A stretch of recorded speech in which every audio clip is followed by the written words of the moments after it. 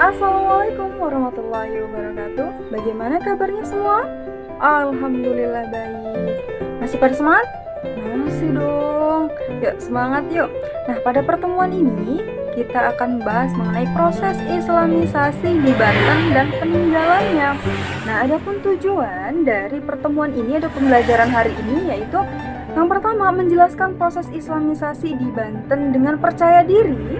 Yang kedua, berpikir kritis mengenai kerajaan Islam di Banten, sultan yang memerintah, dan keruntuhan dari kerajaan Islam tersebut. Dan yang terakhir itu menunjukkan contoh peninggalan Islam di Banten. Nah, Ibu lihat di sini masih ada lemes-lemesnya gitu tuh. Kenapa ini? Kenapa semangat belajarnya turun? Kenapa? Nah, Ibu punya satu kata-kata bijak, kata-kata mutiara. Dengerin ya baik-baik. Gitu, masa depan adalah milik mereka yang menyiapkan hari ini. Nah, buat yang lagi semangatnya turun belajar, semangat belajarnya turun, yuk semangat lagi. Nah, di pundak kita ini ada harapan orang tua, jadi harus tetap semangat dong adik-adik, oke? Oke, langsung saja untuk mekanisme pada pertemuan hari ini, yaitu diskusi kelompok dengan project based learning, di mana kalian akan dibagi menjadi 5 kelompok. Setiap kelompok ditugaskan untuk membuat map sesuai dengan materi yang didapatkan. Bisa dipahami? Bisa dong. Oke, langsung saja. Ibu di sini akan menampilkan sebuah video pengantar terlebih dahulu. Kalian simak baik-baik. Sudah? Oke.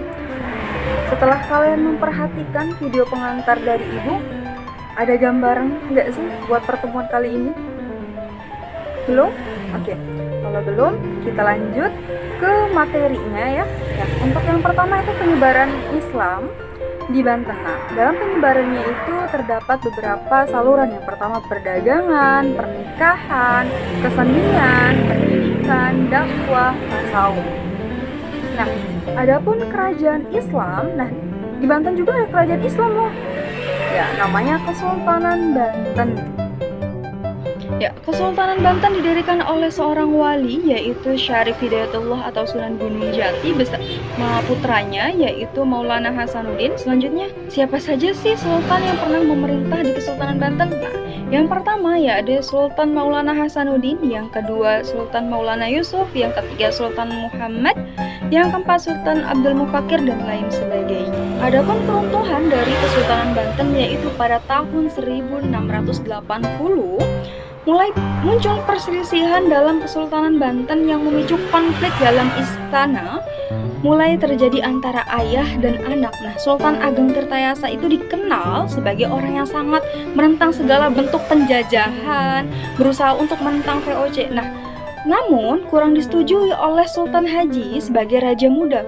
Nah, VOC memberikan dukungan kepada Sultan Haji yang membuat perang persaudaraan tidak dapat dipisahkan. Yang selanjutnya adalah bukti atau peninggalan dari kerajaan Islam di Banten atau Kesultanan Banten. Yang pertama Masjid Agung Banten, yang kedua Menara Banten, yang ketiga Istana Keraton Surosowan, yang keempat Istana Keraton Kaibon, yang kelima Benteng Spelwich, Tasikardi dan lain sebagainya. Masih banyak peninggalan-peninggalan tersebut.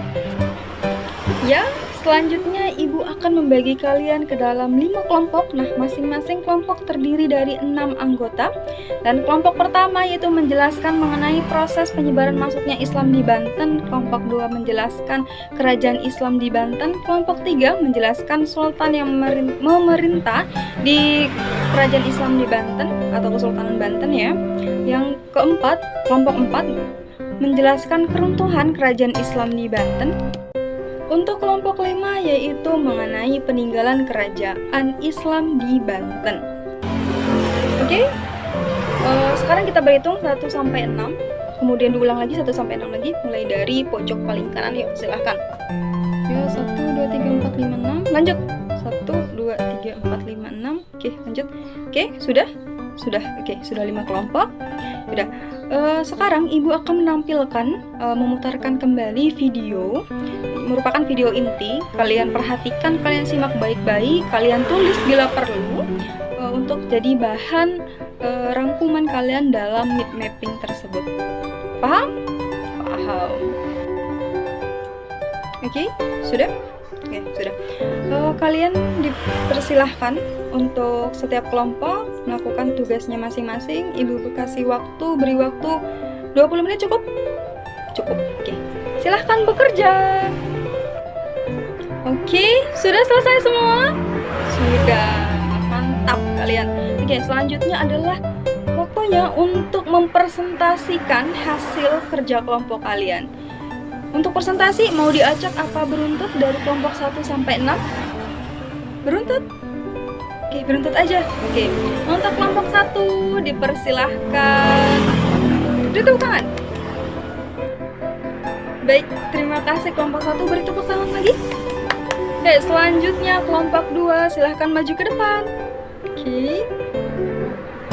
Sudah? Ya, beri tepuk tangan. Oke, yang selanjutnya kelompok 3. Yuk, jangan malu-malu. Ayo. Nah, silahkan.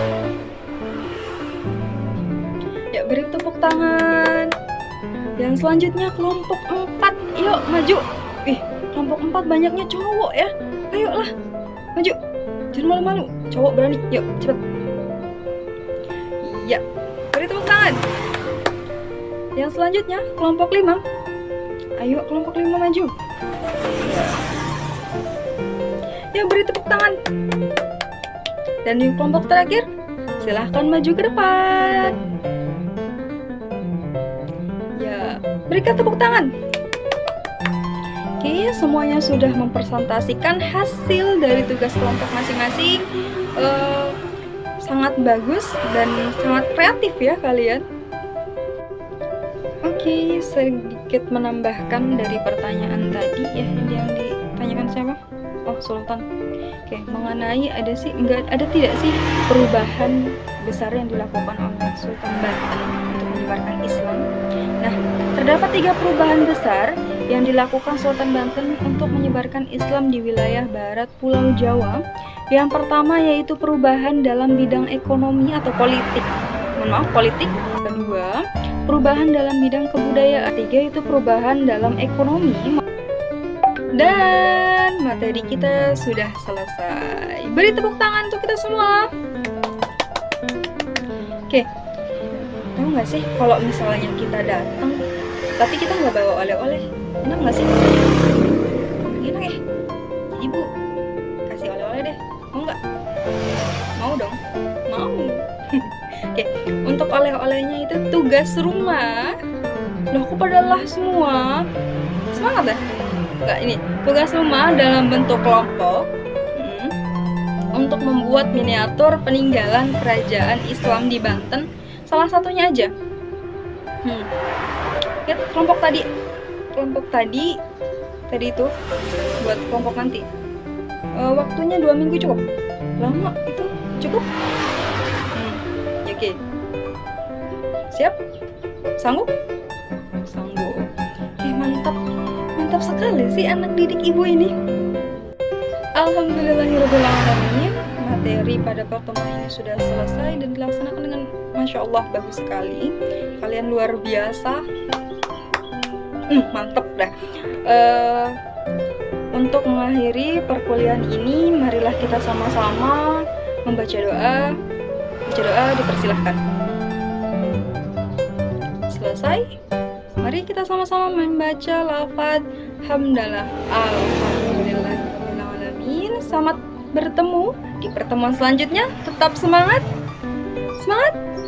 Oke, wassalamualaikum warahmatullahi wabarakatuh. Bye bye.